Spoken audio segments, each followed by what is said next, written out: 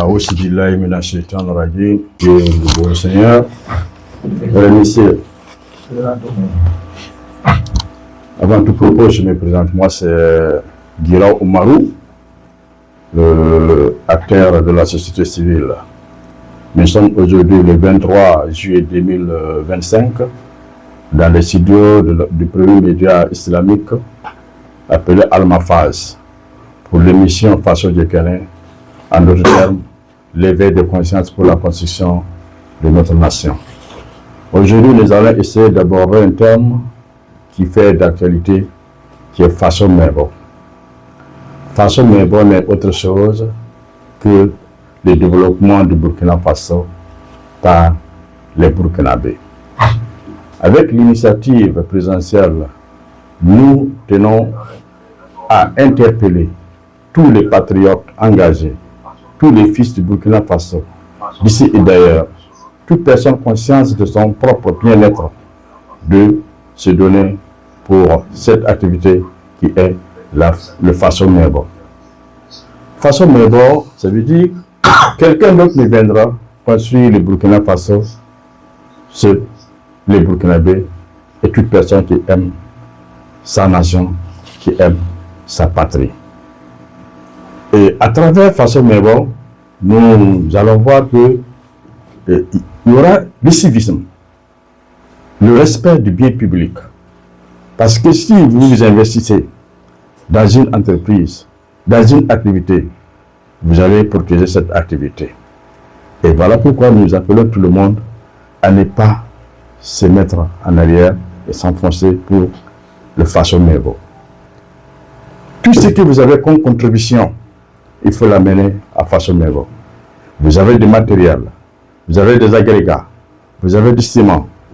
Et si vous n'avez rien, vous avez votre propre force physique que vous pouvez donner à Faso Mebo pour que cela soit une réalité, pour que la vision de son excellence, le capitaine Ibrahim Traoré, qui est le bonheur de tous les Burkinabés, soit une réalité.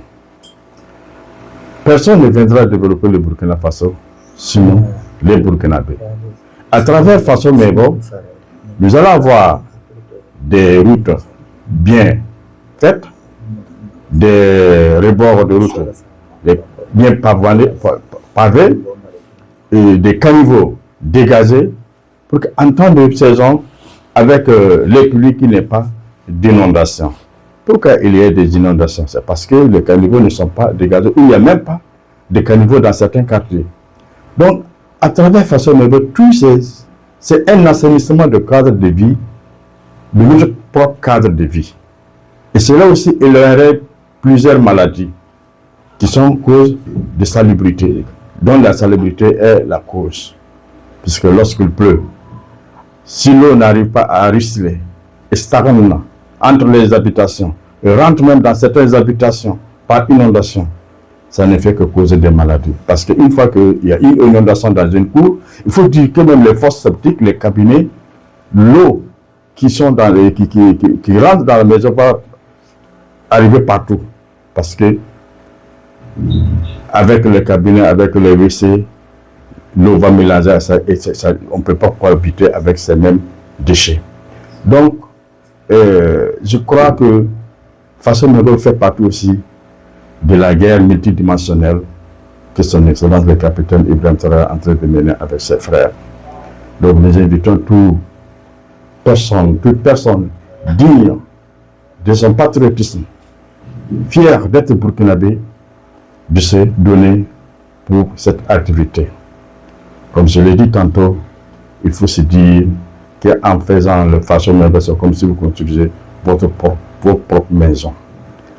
Quand une termitaire vit, on voit qu'elle se construit. Donc quand une nation vit aussi, c'est à travers la construction qu'on peut le reconnaître. Et l'activité de Faso Mebo prouve encore la résilience des Burkinabés.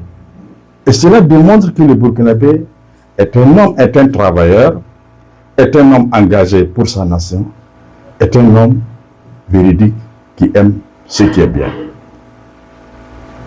Au temps de la révolution de notre papa Thomas Sankara, il y a eu la bataille de Rail, qui a fait beaucoup de choses, qui a fait couler beaucoup d'encre et de salive en son temps. Et à travers cela aussi, nous avons vu qu'en 4 ans de pouvoir, il y a eu l'autosuffisance au Burkina Faso. Mais depuis lors, nous avons vu que cela, le Burkina a replongé dans les difficultés.